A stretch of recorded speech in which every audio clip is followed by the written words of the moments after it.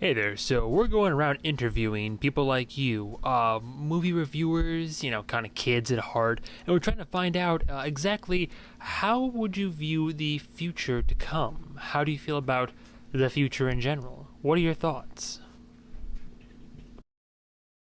Uh, I mean, I'd like to hope that things would be good. I mean, look, anybody that knows me knows that I'm definitely one of the more nihilistic people in their lives, probably.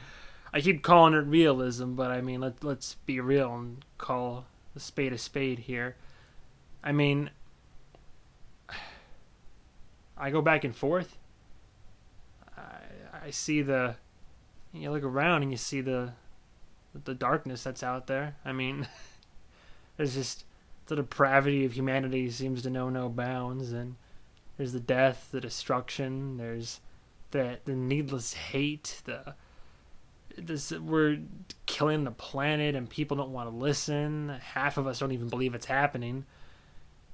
And I mean, people that I considered friends aren't anymore, and some of them have even done the most heinous of things, and just it makes you lose hope. But on on the other end of that spectrum, and there is the good in the world. There's the beauty. There's the holdouts, the last bastions of hope. There's people out there that do want to make a difference and that want things to be better, and we're still striving for it. There's natural beauty in the world. There's beauty we've discovered, things we haven't even discovered yet. So, I mean, yeah, I'd say I'm hopeful. You know, I think a lot of us are hopeful, and that's all we can be at the end of the day is just hopeful that the future will be bright. And when the time comes to return to your star, it may be hard to say goodbye to that strangely beautiful world. Damn this book. You're crying. No, I'm not. Yes, you are. You're definitely crying. Say you're crying.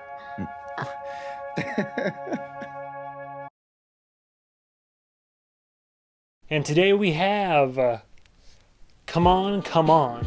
So Come On, Come On came out this year, like I just said, 2021. And unless you unless you watch a lot of movies like me, or have your social media algorithm fine-tuned to the artsier films in life, or if you're an A24 fan, you definitely heard of this one. But it's another A24 produced film, black and white, Joaquin Phoenix acting with a little kid actor, and go from there. But I'm getting ahead of myself here. As always, we gotta take it from the top. So, Come On, Come On is directed by Mike Mills, who, in terms of filmography, has multiple films, but I suppose the two more notable ones, at least the one that I remember, and I didn't see it, but I recalled hearing about it, was 20th Century Women, which he directed that.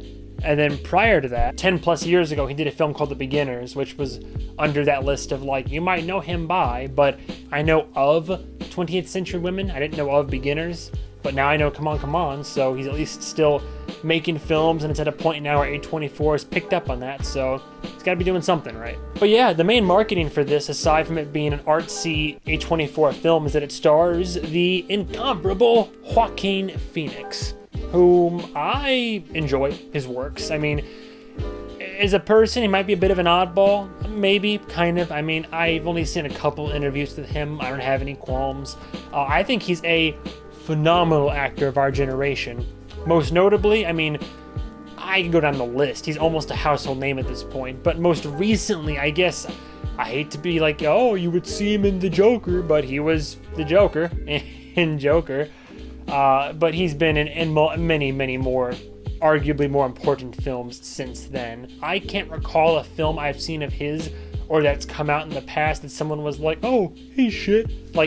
He's a good actor and everybody knows it at this point. I would want to give the mother a shout out because she also was great, but the two focuses we have are his character in this film, and then and then his nephew in the film, Woody Norman, who, adorable kid by the way, kills it with Joaquin in this entire film, and the dynamic is so interesting. But this kid's apparently been in film for over 5 years, but he's kind of young. I was surprised, but it was stuff dating as far back as 2015, and like he's been around apparently. So the premise, if you don't know, like it doesn't even spell it out in the film.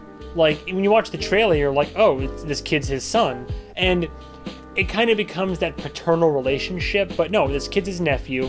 The long and the short of it is that Joaquin Phoenix is this guy who does, I guess he works for radio basically, and he goes around the country with his other NPR-esque buddies, and they're basically interviewing kids about what life is like, about the future, which, by the way, I'm just going to jump right into it, one of the pros about this film, it's always interesting to interview kids, not when they become shitty 12 or 14-year-olds that want to just, that want to form social hierarchies and bully each other, but it's always interesting to see kids when they're just getting to that age where they're starting to ask the important questions and starting to consider what life means, and really you get to they're emotionally and mentally developing to the point where not only are they able to really observe the world around them, but they're able to comment on it and to be able to make observations and have desires, wishes, trauma, life experience. And they're only like 10, 8 years old, maybe 12.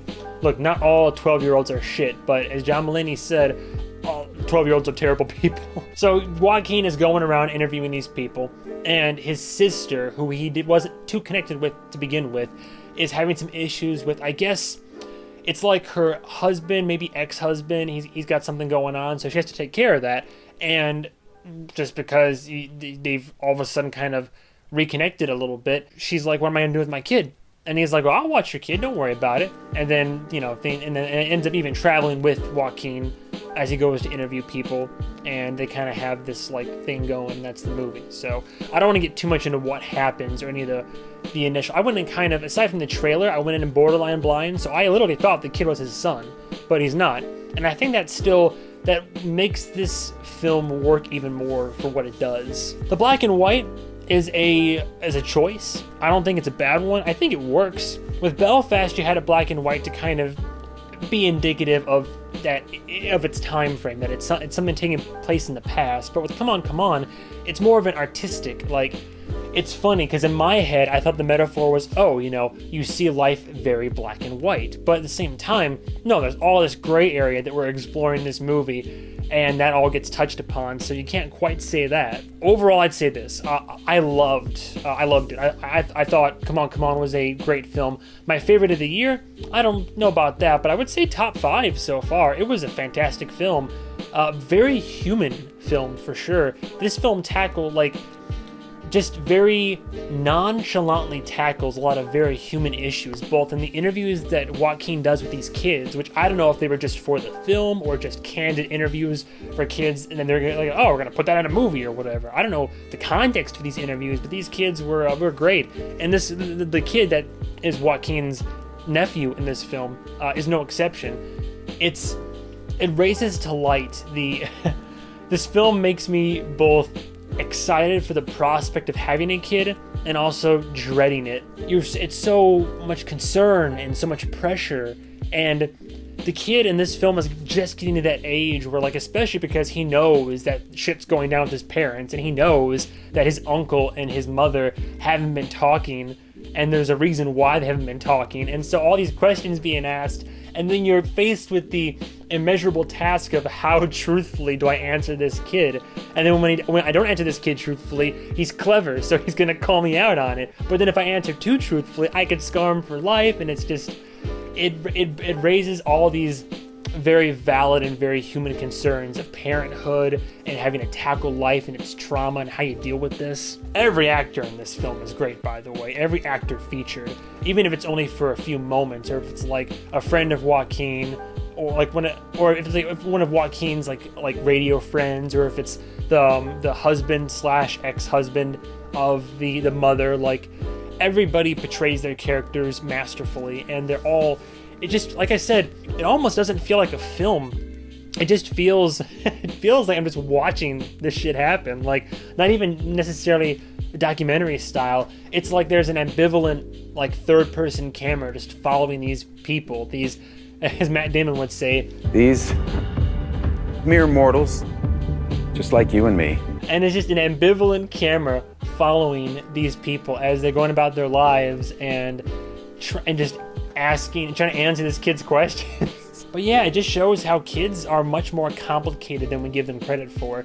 I think a lot of parents need to realize that, and it's why I don't mean to get on a moral high horse here, because this doesn't encompass everybody, but throughout a lot of my personal experience, a lot of people that I knew from high school, for example, or from life outside of my high school, just life in general, people my age are so quick to get married, have kids, buy a house, start a family, and they'd be, 20, 22, like, brain's still developing, you're still finding your place, your foothold in life, still getting the reins. Now imagine that. In this movie, and most of life, these are like adults that have had a kid after the age of 30 or 35, and even after being an even more full-grown adult, decades ahead of that, we're still trying to figure it out. Like, it's not an easy task, and I'm just trying to picture someone like me. A few weeks from now, I'll be 26, and I am nowhere near ready to have a kid. Not mentally, physically, emotionally.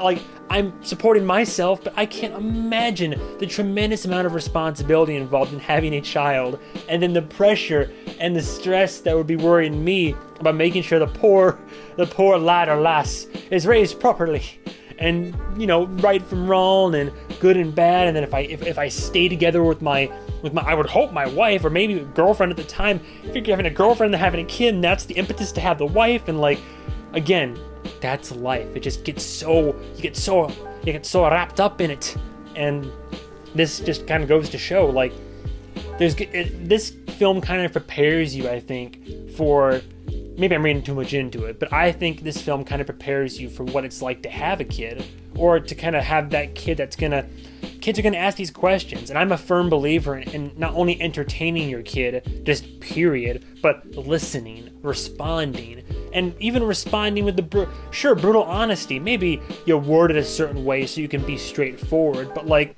I don't know about baby talking my kid, or like trying to hide the world from them. Yeah, Santa Claus will be real for the first, decade or so, but there's some real world shit your kid's gonna ask, and this film shows, like, yeah, kids are gonna ask that stuff about the world, what the future holds, the good, the bad people. What, does mommy still love daddy? You torn together? Well, what happened? Why'd you talk to your sister? What about me? There's just a lot, and I like how this film is not afraid to tackle that. I mean, granted, it's not the first of its kind to do so, but it was nice, and I was very invested in these characters and kind of how things would transpire. Honestly, I'd say I kind of want to leave it at that, because I don't want to spoil too much of what happens in the film. It's definitely a great experience. What's unfortunate is that it doesn't seem to have been like a crazy wide release, so I kind of had to drive a little bit further to go see this movie. It wasn't just readily available, which is a shame, but I get it. Like, some A24 films, they don't all make it out to all the theaters, but I found one, I got to see it. If you can see it in a theater, sure, it's worth it. Maybe don't drive too far, but I say it's worth a shot in theaters. And if you don't get it in theaters, I would say it's worth renting, streaming, whatever. It's worth a watch. I will probably buy it. I like most of what A24 puts out there, even the ones that aren't like as well received. So I'd say get it for sure, watch it for sure. And the only cons I can really give the film, and these are literally not cons against the film itself. The film, I think, succeeds at every front it goes out to succeed on. I think it's a damn near perfect film. Okay, so these are kind of spoiler-y, so skip to this if you don't want to find out about two little parts of the film. Although they have their emotional bit on the walking path, where they kind of get to yell and let out some steam, I would have liked one very emotional scene with the kid and Joaquin, where the kid gets a chance to really let it out and kind of not overtly cry on his shoulder, but have more of an emotional outburst. And he has some emotional outbursts, but not quite to the degree I thought I was going to build up to. So personally, I thought I was going to have that moment where it happens and I cry and they're crying and it's a mess, but it didn't. And the only other potential nitpick I can think of is at one point, Joaquin kind of almost faints, and there's a lot of concern over it.